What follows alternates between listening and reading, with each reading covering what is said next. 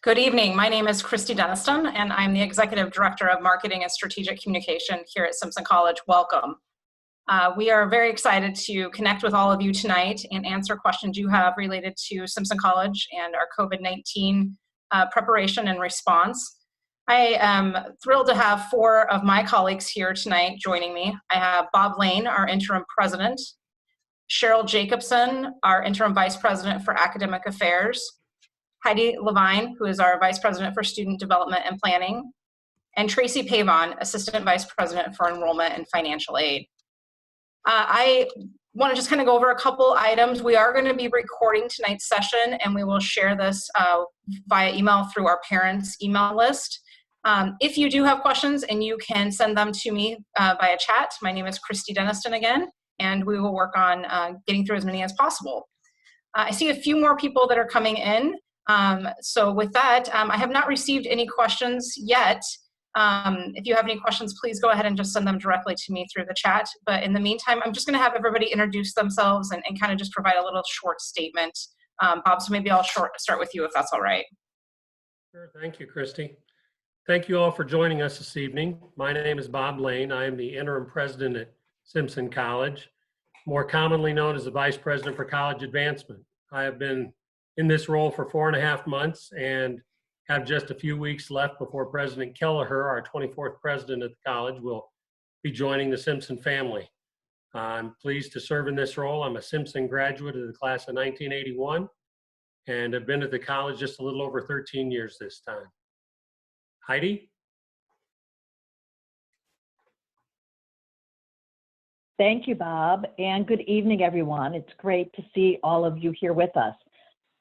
So I am finishing up my 5th year at Simpson College as the Vice President for Student Development and Planning, which means that I work regularly on a day-to-day basis with residents' life, health, counseling, campus security, career development activities. So a lot of areas that I am guessing folks have questions about, particularly as we are looking ahead to plans for next year. I also serve as the chair of Simpson's crisis management team and am happy as we move through this town hall to answer any questions you might have about the processes that we are using to identify and make decisions about the wide range of issues that are ahead of us as we continue to live through the current COVID crisis. Cheryl. Hello, everybody. I'm Cheryl Jacobson. I'm Vice President, Academic Affairs, and I am on an interim basis, which is drawing close to being finished. I began mid-July with the college. So that's been a lot of activities, a lot of things to learn, but certainly this spring has been the most complicated and difficult, challenging time for all of us in higher ed. But you should know that as an outsider to the group, I can say that this is a group of colleagues that I've enjoyed this year that's very much tuned in to what needs to be done for students and for Simpson. So students and the rest of the community is in good hands. And I'll send it on to Tracy. Thank you, Cheryl. I am Tracy Pavon, and I'm Assistant Vice President for Financial Aid at Simpson. I am just starting my 30th year working at the college, and I graduated from Simpson a little before that. So I've been around a long time. We are just all experiencing new things and trying to get your students through it at the same time that we get through it. So happy to see you all here. Thank you all. Just a quick reminder again, you can send me questions through the chat. Also, if you could turn off your cameras if you're not one of our featured speakers, that'd be great. That will help us with some bandwidth issues. One question that just came through, Tracy, this is for you. Can you give an overview of where the college is right now related to the CARES funding? Yes, I can. We began reviewing our CARES applications today. We got roughly through a third of them, but we have not sent any notifications. We plan to have our first batch of awards processed and made to students this week. The CARES Act has been very complicated in that the federal government keeps changing their mind. And so we're being told, get the money in the hands quickly, no, wait, put it in their hands quickly, wait, we're changing the rules. So we're just learning with you. We did create a very short application. We got a lot of applicants, about a third of the way through them today. We'll continue through them. There will be a second wave of students that we will be awarding, and that will be more in a block grant format, I believe. We're not sure what population yet. We are waiting probably until Friday to send out the first notifications because we anticipate guidance from the U.S. Department of Education this week. Thank you. Another question for you, Tracy. The question relates to financial awards for fall. Will those be honored by the college?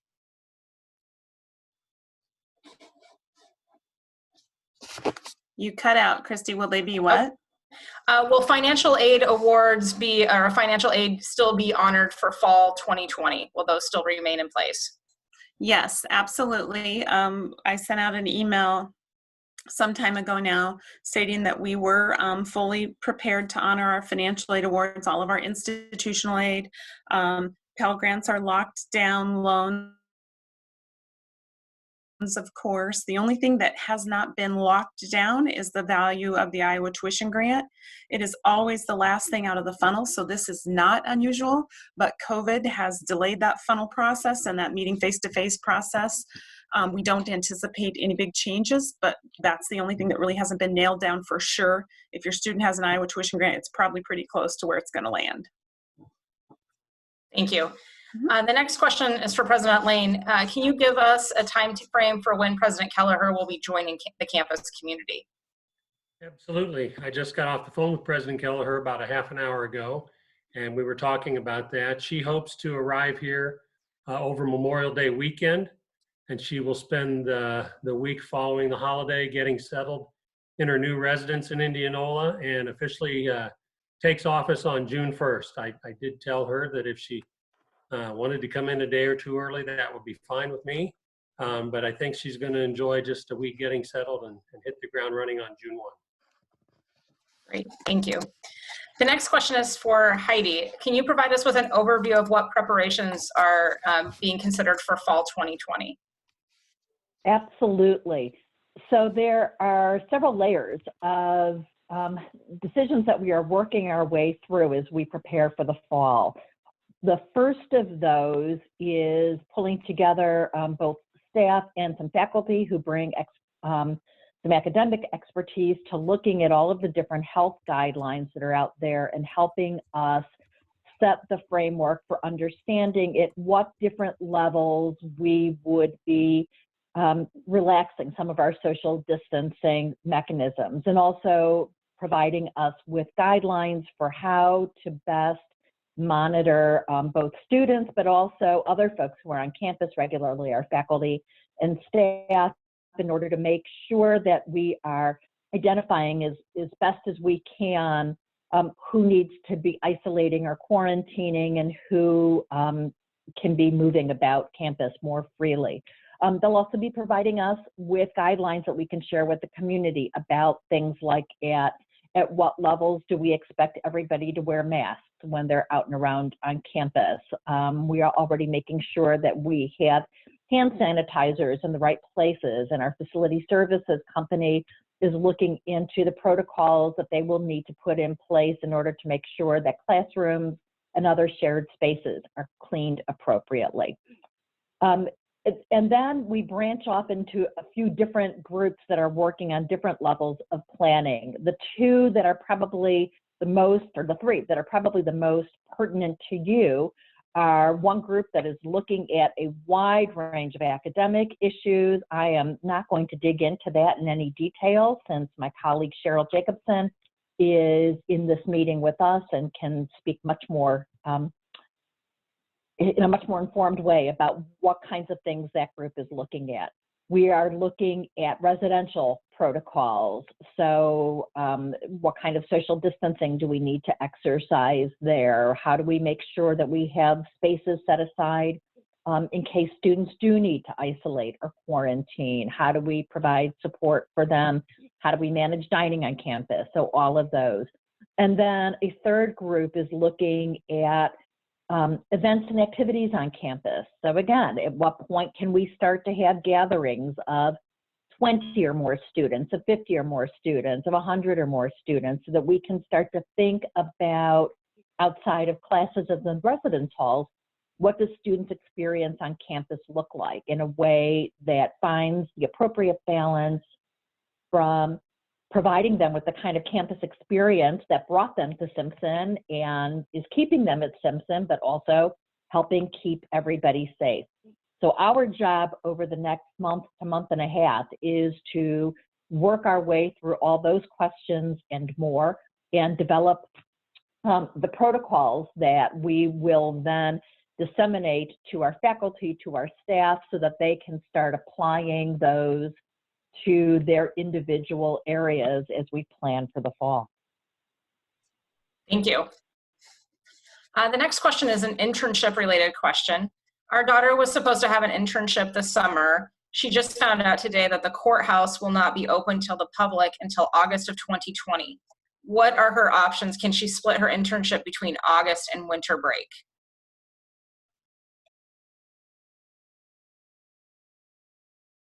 Cheryl, perhaps if you could take that one, since it's a little bit academic related. Yeah, I can sort of take that one. We've had a lot of conversations about what to do about internships and practica throughout this last month, certainly when some sites decided it was too risky health-wise to have interns or people on practica.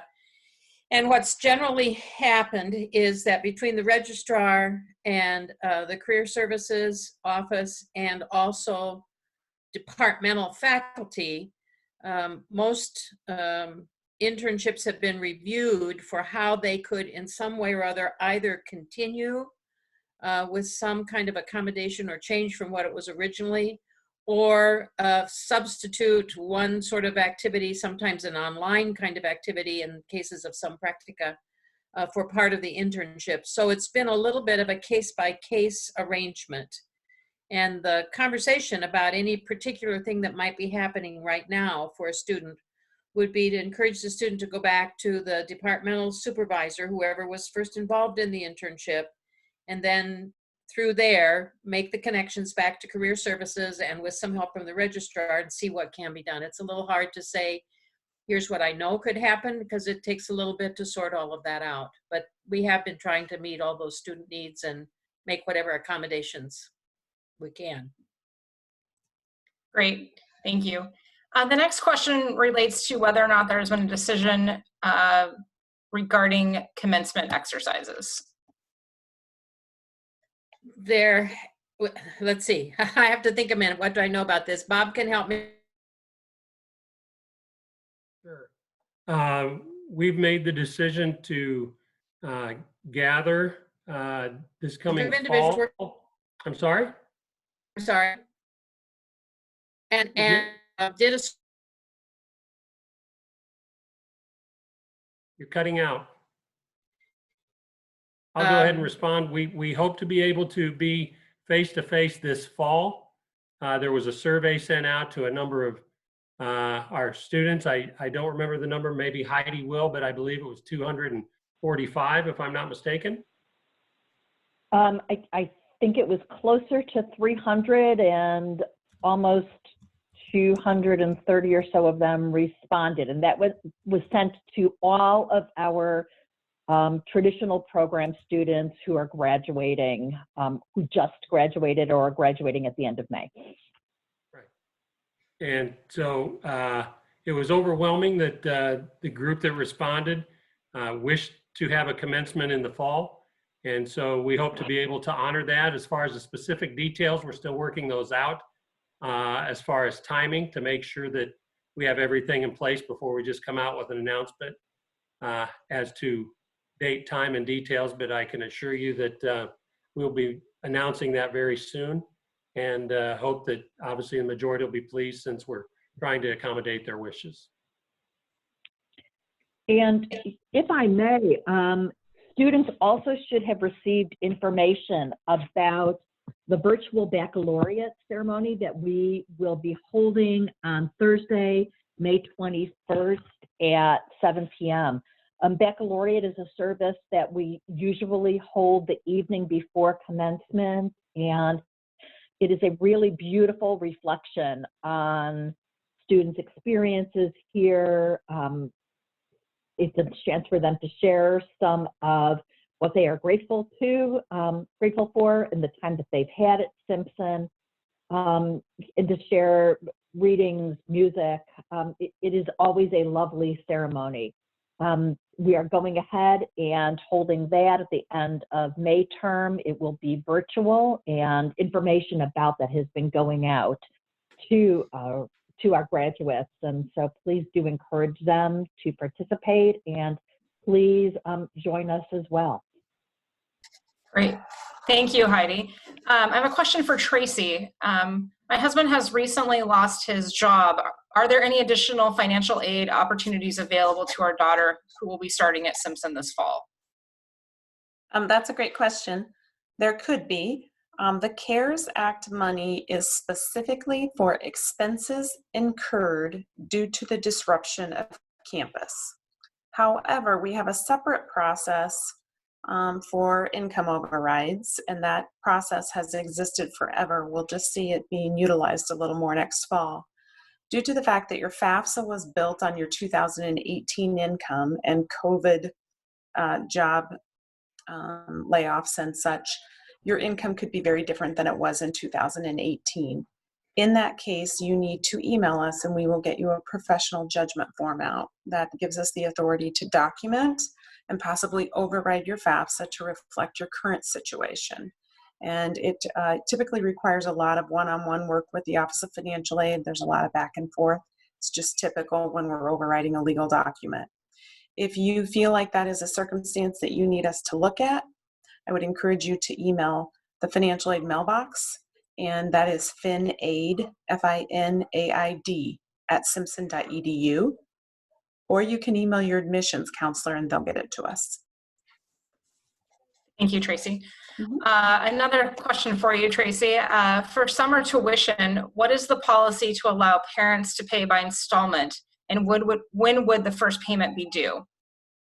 Okay, that is really more of a business office question, but they do allow summer installments. The summer tuition bill just went out for students, for both full and part-time students, I believe, as long as they were registered.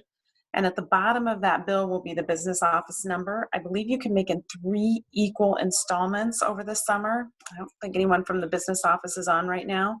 Again, if you email finaid@simpson.edu, I'll get you the answer to that specifically. Thank you, Tracy. Mm-hmm. President Lane, a question regarding athletics. Has a decision been made about fall sports yet by the conference? It has not been made yet. There's a meeting within the American Rivers Conference this Thursday that will, I believe, include athletic directors and faculty representatives from all the institutions.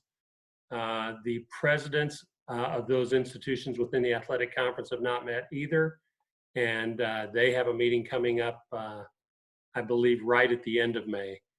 So there's been a lot of chatter via email between the presidents talking about what might be some of the regulations that would come down from the NCAA. However, any official decision as far as whether there'll be competition or not, we're still waiting for more guidance from the conference. Thank you. A question related to the academic area. Is the college considering any changes to its academic calendar for this fall and next spring? We have a working group that's taking a look at somewhere between 5, 6, 7 different scenarios. One of them probably involves a change to the fall calendar, maybe start early, end early. It's probably one of the least likely ways that will eventually go because it requires so many different kinds of notifications and changes to external departments like the Department of Education, the Higher Learning Commission, and some of those others.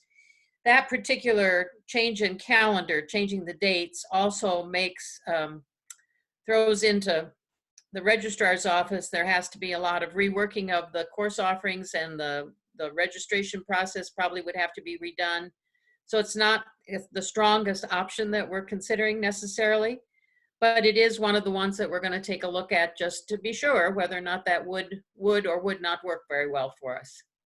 The others involve being back on campus, starting on campus. What would happen should we have another outbreak of the COVID? How would we respond? Are there ways to be back on campus, maintain social distancing, do some kind of hybrid form of education that's both in class or face-to-face and done remotely? There are some things called hybrid flex, where you do both remote instruction and face-to-face instruction, and you change the days of the week that students are either on campus doing it or doing it remotely. So there are some fairly complicated possibilities about how to meet all of the challenges in the fall. And we're beginning that conversation about trying to sort out which one would work the better. Thank you. Question for Heidi. Heidi, have there been any discussions related to campus events for fall? Are those still being planned?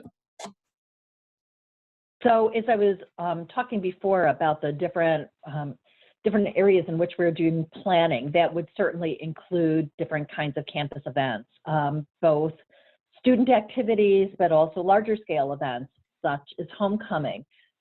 So decisions have not yet been made, but will be made based on that modeling that we do that helps us determine what size groups, what kinds of social distancing mechanisms we need to be using, because that will certainly have implications for, you know, the whole range of different kinds of activities and events we would have on campus.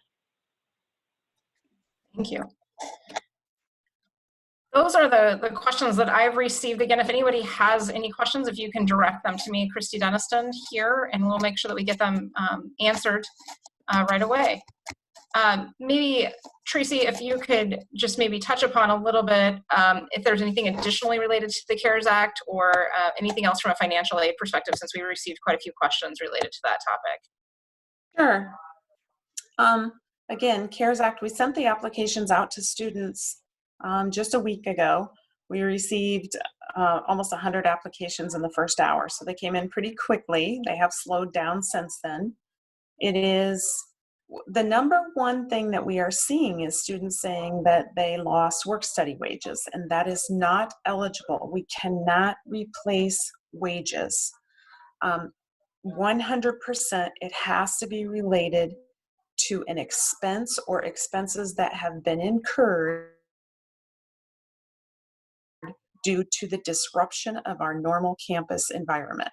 So if your student submitted something for lost wages, I will be emailing them, helping them to think in different ways. Most families have probably incurred some expenses related to COVID that had to do with the disruption of class.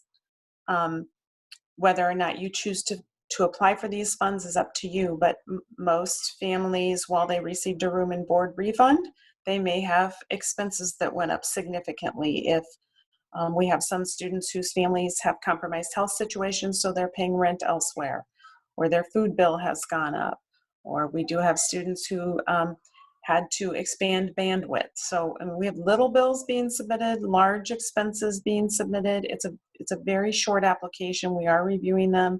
We want to be fair, but we also want to make sure that people understand we cannot replace lost wages. It's expenses incurred. Thank you, Tracy. Sorry to hit you again here with this other question, Tracy, but this is one of the questions that came through. With respect to fall semester, did you reference a time when you might expect the fall awards info to go out? This will allow for us to coordinate any additional funding as necessary. Sure, that's a great question. So if your student has done their FAFSA and their required paperwork, their awards have actually been out since January. We don't mail returning student awards. Everything is via notification on their SC Connect, which is our student portal. They have access to that 24/7. So if, as long as they've submitted a FAFSA and any required paperwork, which would only be if they were selected for verification, they are awarded. We are current every single week with those awards, the notifications. So ask your student about that. If they haven't been notified, then we have something we're missing. Again, you can email finaid@simpson.edu, like financial aid, FINAID @simpson.edu, and we will let you know exactly what we're missing. Great. The next question, did room meal reimbursements go out? My son hasn't received his yet. I can answer that too. Thank you, Tracy. Yes, room and board refunds were issued some time ago, and all checks have been cut. If a student owed the college, in this case, let's say they had a $3,000 bill and they were refunded $1,300, their bill was lowered. So now they're netting down to owing us $1,700. So the only reason you wouldn't have received a check is if you had a bill. If you didn't receive one, and you don't know why, you can email that same address and I'll look it up for you tomorrow. Probably be pushing some of these emails to my staff to help. So you might not hear from me, but you'll hear from one of us. Great, thank you, Tracy. Those are the questions that the additional questions that I've received. Again, I will open it up to my colleagues if they'd like to make any final statements. Otherwise, we are planning another Parents Town Hall for early June. So please check your email and the Parents Facebook group, and we'll be posting that information in the next week. Christy, I want to add one more thing. On the CARES Act, it is a little different than anything else we've ever done in financial aid. Technically, it's a grant. It's not financial aid. So if your student applied for CARES funding and they receive CARES funding, they will get a check, even if they owe the college money. For the CARES Act funding, unlike the room and board refund, we cannot pay ourselves with that money. We have to put cash in hands. So even if you owe us a balance and you're getting CARES Act funding, you will get cash in hand. If you want to turn around and pay the college because you owe a bill, you can do that, but you are not required to do that. That is money for expenses that you're incurring to help you get by. So I want to be clear on that. I think it will be a little confusing to students to get cash in hand when they might have a balance. You can also check for a student balance on that SC Connect account. Great, thank you, Tracy. Again, those are the final questions that I've gotten. I open it up to any of my colleagues to make a final statement. Otherwise, we will, again, be announcing our next Parent Town Hall for early June. I just want to thank those of you who've joined us this evening for not only for being back with us, but for all of the support and the encouragement that you have been showing over the past 2 months, and for helping to keep your students engaged as they have transitioned to learning in a completely different way.